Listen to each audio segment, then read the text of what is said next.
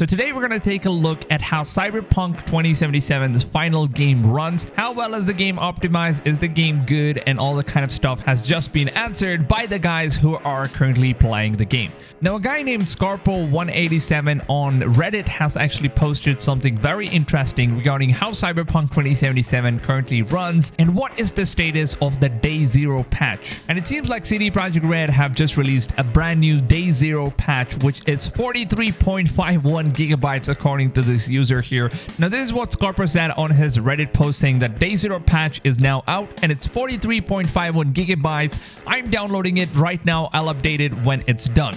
And a few hours later, he comes back and updates his Reddit post, and he says that currently he has 6 hours into the game on the Xbox Series X. And I just now got the title screen for the game, and this is a really big game, which basically means that the introduction for the game, when you choose different life paths, the introduction for each and every life path is at least going to be 6 hours long. So that is how the intro for the game is going to start off. And my god, I've never had any game which actually gives you a 6 hours long of intro, which basically shows on how large this game actually is. Now, the Reddit user also went on and spoke about some very interesting things regarding the population density and how the game basically performs on the next-gen console. Now, this is what he said about the population. He says that the population density is way higher than what I was expecting. And he also says that the game runs at straight up 60 frames per second on the Xbox Series X consoles. And I think this already is a very big win-win news for all the next-gen console owners. And of course, like CD Projekt already announced, the fidelity mode will not be having any of the next-gen upgrades,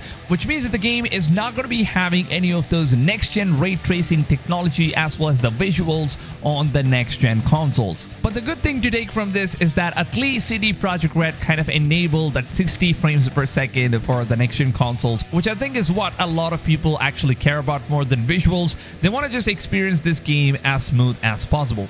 Alright lads, listen up. Now that we have heard all the good things about the game, how it runs really smooth and all the performance on the next-gen consoles, the Reddit user has also given us more information on how this game currently runs in its current states, of course, with the Day Zero patch on. And it seems like the game is sort of unplayable at the moment before the Day 1 patch arrives. Now, this is what the Reddit user said about the bugs in the game. The game is very buggy, like repeated crashes. The dialogues in the game are just not being played sometimes. I've also had the controller become completely unresponsive for several seconds, a dozen times or so. And the game also has some ghosting issues on objects when you're trying to move around quickly.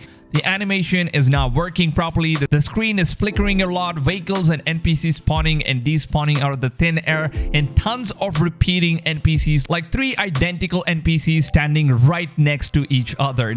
Now, the Reddit user goes on and says the game really needs a patch. This version is nowhere near close to ready. I'm just hoping that the Day 1 patch is going to be magical because damn, severe jank. But when everything starts working right, this game is amazing. It lives up to the hype, it really does.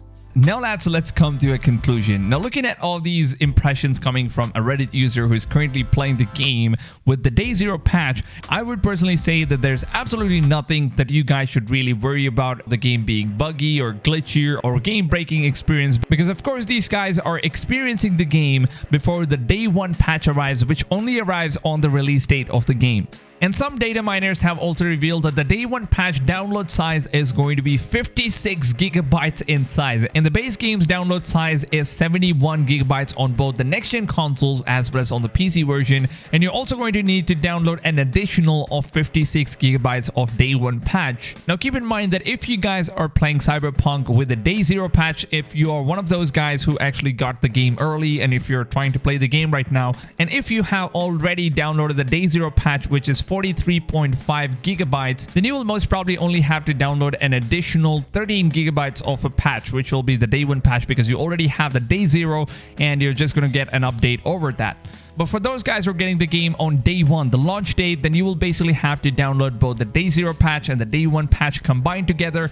And I really hope to God that all of these issues are fixed in the Day 1. And I just want to experience this game with Day 1 patch in the most perfect form. Now, if I'm being completely honest here, even if CD Projekt Red ends up sending me an early review copy of Cyberpunk, I would of course not be playing this game with the Day Zero patch, because I have waited so goddamn long. I think it's about 10 years, because the first trailer trailer was probably launched around 2012, if I'm correct. And we have been waiting for almost 10 years, dude, for this one game. And there is no way I'm going to be ruining my own experience by playing this game before the day one patch, because currently I'm even upgrading my PC to a RTX 3090 graphics card just for this one particular game, because I have so much faith in CD Projekt Red in terms of making a next-gen game, and I want to experience this in the most highest settings as I possibly can, which is why I'm going to be playing this on the PC version rather than consoles this time. Usually I'm a console gamer, but this time I'm just going to make a shift just for this one particular game. And also there's going to be a lot of mod support for this game, of course, so you guys can of course expect a lot of videos on Cyberpunk mods on my channels. Now, another Twitter user named Daniel actually went on and made a tweet saying that he actually got an early copy of Cyberpunk 2077's collector's edition yesterday, and he has now confirmed that Xbox Series X currently has a resolution versus performance mode. Now, if you're going to be playing this game on a resolution mode, it's basically going to be upscaling your current gen version into a 4K version, and there's not going to be any kind of graphical upgrades or ray tracing upgrades and stuff like that. It's just a resolution upscale on the next gen consoles. But if you're going to be playing it on the performance mode, it seems like the Xbox Series X version is going to be running at 60 frames per second. Now, he's also said that it is very hard to say that whether it's just an uncapped frame rate or targeted 60 frames.